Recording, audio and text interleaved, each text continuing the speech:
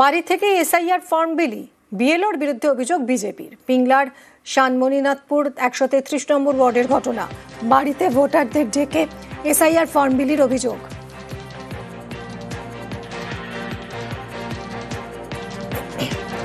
BLO Saraswati মুর্মুর বিরুদ্ধে অভিযোগ, বিজেপির অভিযোগ অস্বীকার বিএলওর। আমাকে তো এগুলোকে সব করতে হবে, যেহেতু দুটো করে ফর্ম আছে, তো ওইগুলোকে তো আমাকে ম্যাচ করে স্টেবলার মেরে তারপরে তো ফিল্ডে বেরোবে। এগুলো না গুছিয়ে কি করে আমি যাব? তার কারণে আমি ওইগুলো গুছিয়ে নিচ্ছি ওখান থেকে। আমাদের বাড়ির রেগুলো মানে আমাদের বাড়ির ফর্মগুলো ওইগুলো মোটামুটি মানে ম্যাচ করি দিয়ে দিচ্ছে, মানে আমার ঘরের কাকা জেঠা একদম। পিংলা বিধানসভার 133 নম্বর বুথে বিএল হচ্ছে সরস্বতী মুর্মু। তিনি বাড়ি বাড়ি না গিয়ে তার নিজের বাড়িতে সন্ধেবেলা সমস্ত ভোটারদেরকে ডেকে সেখানে বাড়ি থেকে ফর্ম বিতরণ করছেন এবং সেখানে নানা রকম ভোটারদেরকে প্রভাবিত করছেন এবং তাদেরকে শাসক দলের পক্ষে তাদের কাছে কথাবার্তা বলছেন। চিফ ইলেকটোরাল অফিসারকে দৃষ্টান্তমূলক শাস্তির ব্যবস্থা গ্রহণ।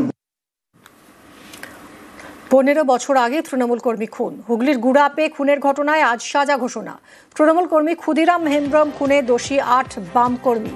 2010 সালের 18 মার্চ তৃণমূল কর্মীকে কুপিয়ে খুন। ছেলের উচ্চ মাধ্যমিক পরীক্ষার দিন খুন হন বাবা।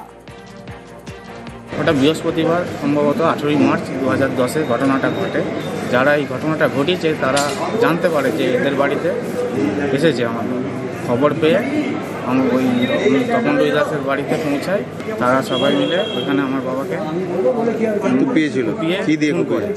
টাঙি ছিল, বল্লম ছিল।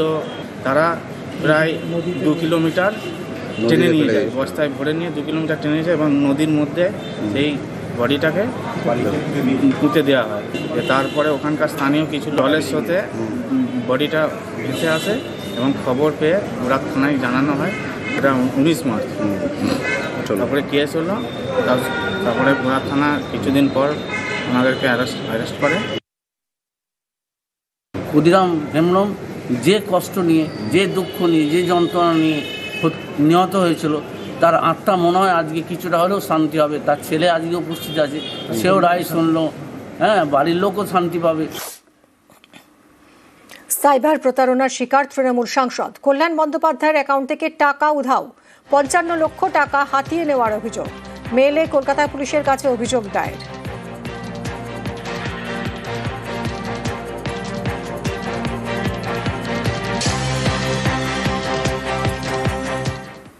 কলকাতা বিমানবন্দরে একটা বাঁদর হারিয়ে গেছে। মেরে কেটে 2 ফিট উচ্চতা। এয়ারপোর্টের কোন কোনায় যে লুকিয়ে রয়েছে 800 ক্লোজ সার্কিট ক্যামেরা 3 দিনেও তার হদিশ পায়নি। ব্যাংকক থেকে আনা বিরল প্রজাতির 2টো বাঁদরের একটা এখনো বেপাত্তা।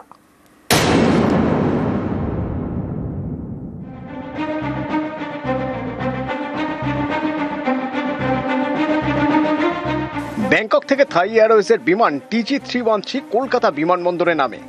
ওই বিমানে কাস্টমস অফিসারদের রুটিন তল্লাশির সময় খোঁজ মেলে 2টি বাঁদরের।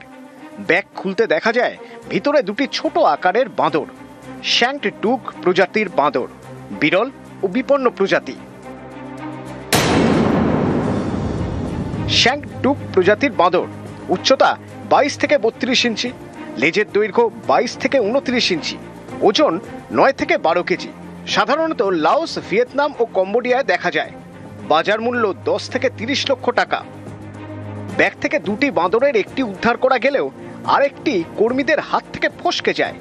সেই যে ফসকে গেল, তারপর দিন 3 পার। কলকাতা বিমানবন্দরে লাগানো 800 সিসি ক্যামেরায় নজর রেখেও খুঁজে পাওয়া যায়নি বিরল বাঁদর।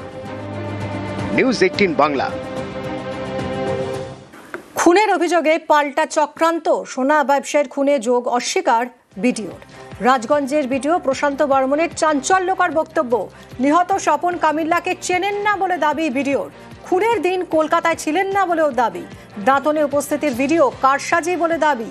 নিউ টাউনে বাড়ি নেই বলে দাবি রাজগঞ্জের বিডিওর। নিজের বা আত্মীয়ের সোনা চুরি হয়নি বলেও দাবি। আমার কোনো ফ্ল্যাট নেই, 1 নম্বর কথা। 2 নম্বর কথা, পুরোপুরি অভিযোগটাই মিথ্যা এবং চক্রান্তের শিকার। আপনার বা আপনার আত্মীয়র বাড়িতে চুরি হয়েছিল কি? আমার বা আমার আত্মীয় কারো বাড়িতেই চুরি হয়নি। আপনি কলকাতায় এসেছিলেন কবে? আমি কলকাতা গিয়েছিলাম অনেকদিন আগে, মানে 27-28 অক্টোবর আপনি কোথায় ছিলেন? আমি কলকাতায় যাইনি, 27-28 কলকাতায় যাই। আপনি দাঁতনে গেছিলেন? আমি কেন দাঁতনে যাব? নিউজ 18 বাংলায় একটা ভিডিও দেখুন, পরিবারের দেওয়া স্বপন কামিল্লার বাড়ি হচ্ছে দাঁতনে, ওখানে কিন্তু আপনাকে দেখা যাচ্ছে, কি বলবেন বলুন তো? দেখুন, এখন কিসের যুগ চলছে আপনারা সংবাদ মাধ্যম তো ভালো করে জানেন, কার ছবি কিভাবে বিকৃত করে কি করা হয়। এটা আমি পরিষ্কার আপনাদেরকে বলছি, এটা একটা চক্রান্ত চলছে, চক্রান্তকারীরা চক্রান্ত করে যাচ্ছেন। সোনার দোকানের যিনি মালিক, স্বপন কামিল্লার বাড়ির মালিক, তিনিও বলছেন তাকে নাকি তুলে নিয়ে গিয়ে মারধর করেছে। আমি আপনাকে বলছি শুনুন, আমি তো এত বোকা নই, আইন তো জানি, আইনকে এখনো আমি হাতে নিতে পারবো না। আপনি স্বপন কামিল্লাকে চেনেন? আমি কিভাবে চিনব স্বপন কামিল্লাকে বলুন? আর আমার চেনার কি দরকারই আছে? আপনি অশোক করকে চেনেন? অশোক করকে আমার কি দরকার আছে চেনার? আপনাদের কাছে নামগুলো শুনছি, আপনাদের নিউজ 18-এ আমি অনেকগুলো বাড়ির ছবি দেখাইয়েছেন, আমি দেখেছি, আপনাদেরকে ধন্যবাদ জানাচ্ছি। আপনারা এগুলো একটু এভিডেন্স করে দিন না, এই বাড়িটা ওনার, কাগজ এটা, এই বাড়িটা ওনার, এই কাগজ এটা। মাটিগাড়া, বীরপাড়া, নিউ টাউনের যাত্রাগাছি, এই সমস্ত বাড়িগুলো নয় আপনার? আমি প্রশান্ত বর্মন আপনার বাড়িতে গিয়ে ঘুমালে ওই বাড়িটাও আমার হয়ে যাবে? মাটিগাড়ার বাড়িতে তো আপনাকে দেখা গেছে। আমি এখানে তো ভাড়া নিয়েছি। আপনার আওয়াজ শোনা গেছে বাইরে, আপনি সাংবাদিকের সঙ্গে কথা বলছেন, এখানে তো ভাড়া নিয়েছি, ভাড়া নিয়ে থাকি এখানে। আসল বাড়িটা কোথায়? আমার আসল বাড়ি গ্রামে, বোকালির মঠ। আপনি গ্রামে গিয়ে খবর নিন না, আমি কি ধরনের ছেলে আছি খবর নিন, এবং আমি কিভাবে একটা পিছিয়ে পড়া সমাজ থেকে উঠে আসছি সেটা খবর নিন। দেখুন, মানুষ যখন বিপদে পড়ে তারা কারণ বলে, এটা প্রমাণ হবে, তদন্ত হবে। আজকে ঠিকাদাররাও দুর্নীতির অভিযোগ করেছেন আপনার বিরুদ্ধে। এই ঠিকাদারদের একটু আপনারা মুখ দেখতে বলুন, এবং সংবাদ মাধ্যমের প্রতি আমারও আস্থা আছে। এই ঠিকাদাররা ওখানে ইউনিয়ন বাড়ি চালাতো, এই ঠিকাদাররা ওখানে কাটমানি তুলতো, সেটা আমি বন্ধ করে দিয়েছি ভিডিও হয়ে আসার পর। আমার নামে আমার মোবাইলে ফোন এসেছিল অডিটর সাহেব যে আপনাকে এবার দেখে নেওয়া হবে, আপনার নাম ঢুকিয়ে দেওয়া হবে। তার মানে অডিও রেকর্ড করা আছে, আপনি এই তথ্যগুলো দিতে পারবেন? পুলিশ ডাকলে যাবেন আপনি? অবশ্যই যাবো। আপনার বিরুদ্ধে এফআইআর হয়েছে দাঁতনের থেকে, পরিবারের থেকে, স্বপন কামিল্লার পরিবারের থেকে? দেখুন, এফআইআর হয়েছে, সেটা আইনত আছে, আইনের দ্বারস্থ হব। অবশ্যই মহামান্য আদালত আছে, আদালত বিচার করবে। আমি তদন্ত সহযোগিতা করব, তদন্ত যেখানে এগোবে সেখানে সহযোগিতা করব, সব রকম সহযোগিতা আমার তরফ থেকে থাকবে। পুলিশ কি যোগাযোগ করেছিল আপনার সঙ্গে? কেন যোগাযোগ করবে না? করেছি।